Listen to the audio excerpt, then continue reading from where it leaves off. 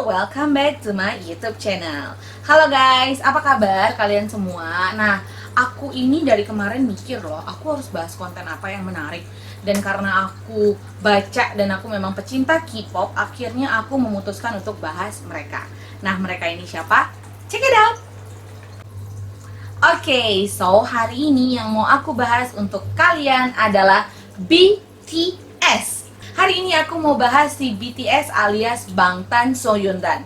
Nah, mereka ini adalah grup K-pop idol yang lagi hits banget. Kalian boleh cek di mana-mana, di YouTube, di Twitter, di Facebook, everywhere social media talking about BTS. Nah, kenapa aku hari ini mau bahas BTS? Karena sebenarnya gini, aku itu sangat suka banget dengan dunia K-pop, mau K-pop, K-drama. Actually aku sangat cinta banget sih. Jadi aku mulai mikir, kenapa enggak aku mencoba untuk membahas konten-konten mengenai K-pop dan K-drama. Oke, jadi kira-kira sekilas cerita tentang aku. Nah, hari ini kenapa aku mau bahas BTS? Itu karena mereka tuh fenomenal banget guys. Dan kalau kalian tahu, everywhere itu kayak BTS tuh sekarang menjadi kayak tolak ukur semua K-pop idol sekarang, karena mereka udah tinggi banget, bahkan di luar negeri, di seluruh dunia lagi melihat satu grup ini, yaitu BTS. Oke, nah yang mau aku bahas hari ini mengenai BTS, yang pertama adalah awal karir mereka. Kalau kita tahu sekarang mereka terkenal banget, tapi kalian juga harus tahu gimana waktu dulu mereka berjuang, waktu tinggal bareng di satu apartemen, satu kamar tinggalnya bertujuh. Oh iya, kalau ada yang belum tahu, member BTS itu ada 7 orang. 7 cowok-cowok kece yang ganteng dan masih muda-muda banget. Yang sekarang kalau orang-orang tanya, BTS adalah grup idol terkaya di Korea mungkin ya. Aku nggak berani bilang di dunia, tapi yang pasti di Korea. Karena penghasilan mereka itu bener-bener gede banget. Dan company mereka sendiri berani ngakuin bahwa mereka itu bisa membantu keuangan negaranya alias si Korea Selatan itu sekitar 5 miliar lebih, 5 miliar dolar ya, itu benar-benar kayak triliunan gitu, cuman karena seorang atau satu grup BTS ini aja. Oke, BTS sendiri ini debut pada tanggal 13 Juni 2013. Ini semoga aku nggak salah ya. Intinya guys, aku juga ARMY, jadi semoga kalian nggak marah sama aku kalau aku ada salah-salah kata atau salah omongan mengenai grup kesayangan kita, oke? Nah, oke. Kita kan tadi bahas ARMY itu apa sih? ARMY itu adalah fandomnya BTS. Jadi BTS ini, dia ini idol dan mereka punya fandom itu, jadi grup fansnya itu dinamakan ARMY. Nah, ARMY ini sudah ada di seluruh penjuru dunia, bahkan kayak di Afrika atau kota-kota terpencil itu ada yang namanya ARMY. Iya guys, sekeren itu BTS dan sehebat itu.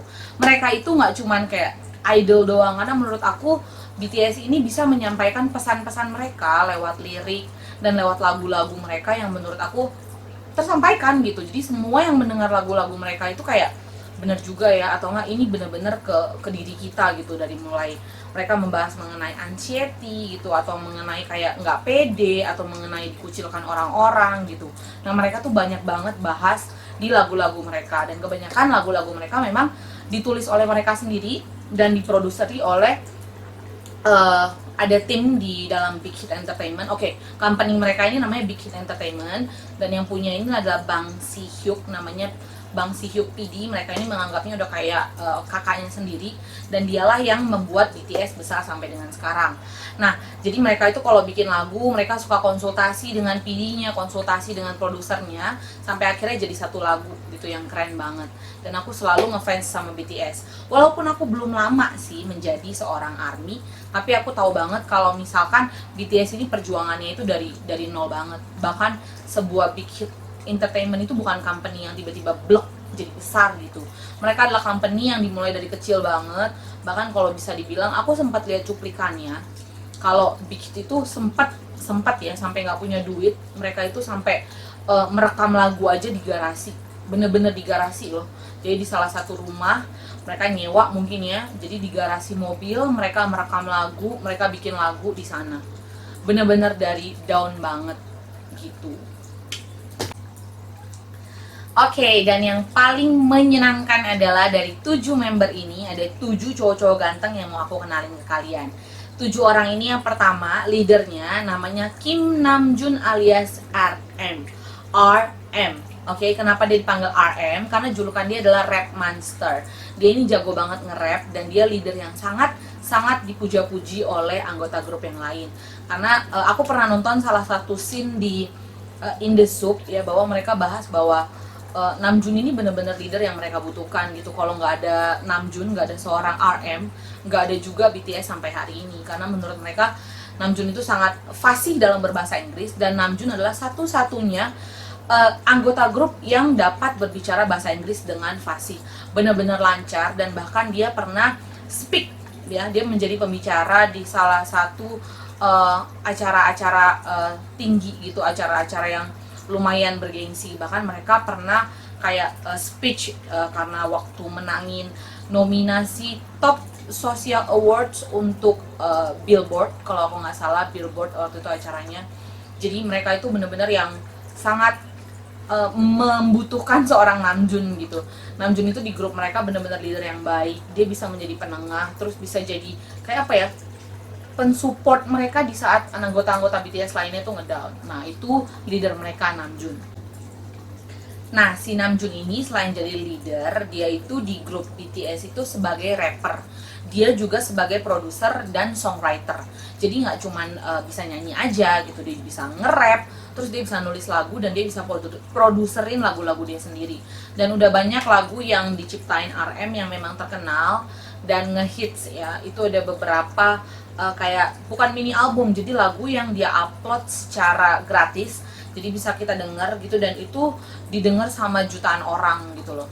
Aku takut salah ngomong, tapi kayak ya ada beberapa platform musik yang dia kayak upload terus lagunya bisa didengar gitu, jadi nggak masuk ke album, cuman ini kayak lagu-lagu yang dia bikin sendiri. Nah itu Namjoon. Menurut aku sendiri Namjoon itu keren banget. Asal kalian boleh tahu ya, Namjoon itu nggak kuliah yang kayak belajar khusus bahasa Inggris. Jadi kalau dia cerita, dia itu pernah datang ke Ellen Show ya. Kalau kalian tahu Ellen Show kan di Amerika terkenal banget. Nah dia pas datang ke Ellen Show, dia bilang bahwa dia itu belajar bahasa Inggris secara otodidak. Jadi waktu dari kecil dia sering lihat papa dan mamanya itu nonton film Friends. Kalian mungkin tahu ya, ini drama Friends yang terkenal banget di Amerika dan berseason-season. Jadi intinya waktu kecil itu dia setiap hari nonton Friends dan dia ulang berkali-kali sampai dia merasa kayak seru juga ya kayaknya dia mencoba untuk berbicara bahasa Inggris gitu. Sampai akhirnya hari ini dia jago banget bahasa Inggris, fasih banget bahasa Inggris, dan dia di mana-mana sebagai kayak pembicara utamanya deh. Pokoknya kalau misalkan ada pertemuan, dia selalu ngomong pakai bahasa Inggris, dan selalu si RM yang ngomong. Itu di RM. Dan yang aku suka dari RM, dia bener-bener leader yang oke sih. Karena kalau aku nonton beberapa variety show mereka kayak Run BTS, terus BTS in the Soup gitu ya, kelihatan banget Namjoon ini karakter yang lebih suka baca.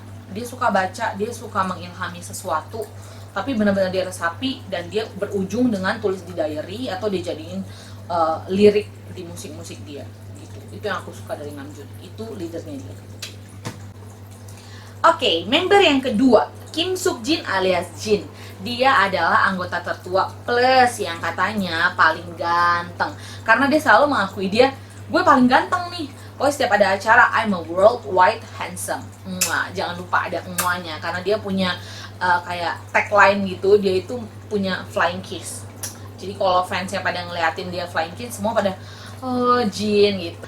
Jin ini salah satu anggota yang menurut aku paling lucu sih, karena dia suka banget bercanda dan dia suka ngehibur adik-adiknya. Dengan cara apa? Dengan bercandaannya. Dia yang menurut aku, kalau kata orang, dia itu bercandanya ke orang tua. Karena kayak somehow, contoh ya, aku pernah nonton salah satu scene dimana dia bercandain si Jungkook. Jadi Jungkook lagi makan, terus ditanya, Jungkook enak gak? Terus kata Jungkook, ya kayak rasa lah, kayak rasa tuh maksudnya kan cita rasanya banyak dan kayaknya rich of flavor gitu dan enak gitu. Dan dia jawab gini, oh gitu, nggak miskin rasa.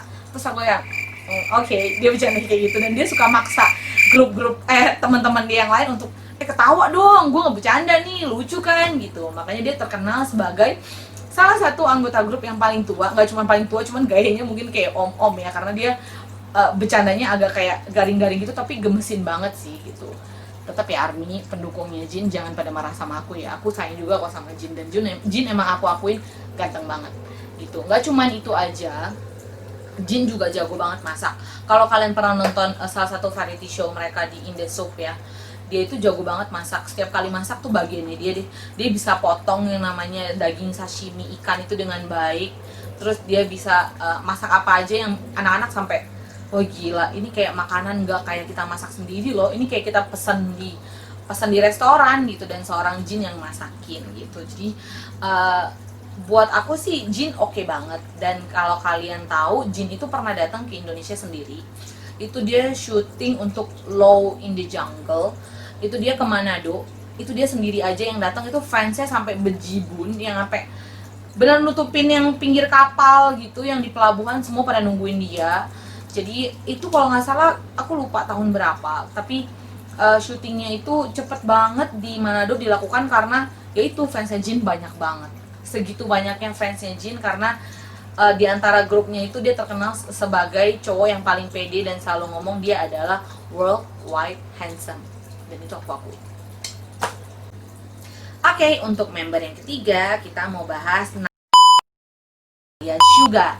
Suga ini di grup BTS sebagai seorang rapper, sebagai songwriter, dan sebagai produser juga. Suga ini salah satu orang yang menurut aku agak unik ya. Kalau aku nonton beberapa variety show mereka, dia ini terkesan orangnya pendiam dan cuek. Tapi sebenarnya kalau kita perhatiin lagi, dia seseorang yang sangat punya pendirian dan benar-benar fokus kalau ngerjain sesuatu. Nah, kenapa aku bilang dia itu pendiam? Kayak contoh aku nonton In The Soup ya. Dia karakter yang lebih suka nggak banyak ngomong, atau nggak dia lebih banyak ditinggal sendiri, atau nggak dia lebih suka menyendiri, dan dia lebih suka kayak menumpahkan isi pikiran dia, isi hati dia ke lagu. Pokoknya dia tuh sempat cerita bahwa dia tuh gila banget bikin lagu. Dia dalam setahun bisa bikin lagu sampai berapa puluh gitu kalau aku nggak salah ya. Jadi si Suga ini benar-benar keren. Dan yang aku hebat dari Suga adalah ternyata dari awal itu dia benar-benar mulai dari nol. Dulu dia tuh cuman pekerja part time yang suka bikin lagu, yang orang tuanya bahkan sempet kayak nggak ngedukung dia untuk menjadi seorang idol kayak sekarang. Tapi dia tetap fokus dan dia tetap buktiin bahwa I can make it gitu. Gue bisa ngelakuin ini gitu, dan gue bisa buktiin ke orang-orang kalau gue bisa. Nah, yang paling aku suka dan aku amazed sama seorang Suga adalah dari pertama kali mereka wawancara debut aja, seorang Suga itu udah punya mimpi-mimpi yang tinggi dan jelas. Contoh, dia dari awal bilang, oke, kita mau menangin awards, kita mau masuk top 100-nya Billboard. Bahkan dia pernah mimpi mereka itu mau masuk Grammy. Dan apa yang terjadi? Apa yang dia apa yang dia mimpikan, apa yang dia inginkan, dan apa yang dia tujuannya dia itu semua tercapai guys. Kalau kalian boleh lihat, mereka itu dapat banyak banget awards, lagu-lagu mereka masuk top 100 Billboards, bahkan lagu-lagu terbaru mereka itu masuk di top 1 Billboards 100.